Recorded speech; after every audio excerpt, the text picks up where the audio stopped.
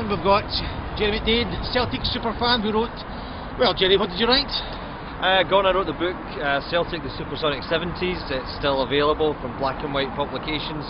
We've got a shameless marketing there for it. Gerry, we're talking about Celtic Superfans here on the iSuperfan site. Yeah, the game, excellent. Are you a superfan that has written a book, or are you just a guy that wrote a book about Celtic trying to sell it to the fans? Well, a bit of both really. I like to think I'm a bit of a superfan. I'm one of these guys that cries out loudly when I hear people getting answers to basic Celtic questions wrong, you know, so I've always enjoyed understanding my club and having the knowledge of the club. I think that's important. You meet a lot of nouveau supporters who don't really know the history, and I'm not talking about past history, I'm talking about recent history. There's a lot of Celtic supporters out there. I think that Celtic really started round about the time of Wim Jansen, Henrik Larsson, and following on through Martin O'Neill.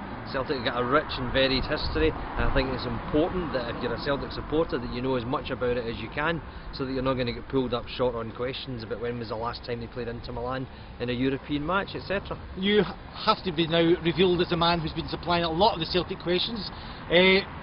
The Celtic goalkeeper, last European Cup semi-final, got a few people, as did the human torpedo.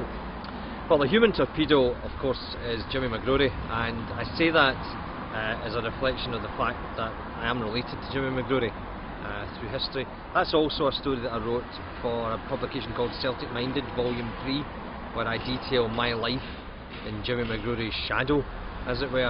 So he was the human torpedo. Yeah, the guy who played in goal for Celtic in the last European Cup semi-final. A lot of people thought it was Evan Williams because he played against Inter Milan in '72.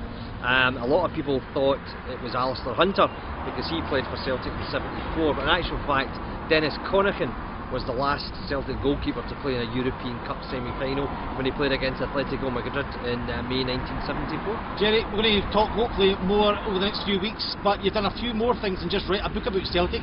You've done a few DVDs and a couple of Celtic programmes.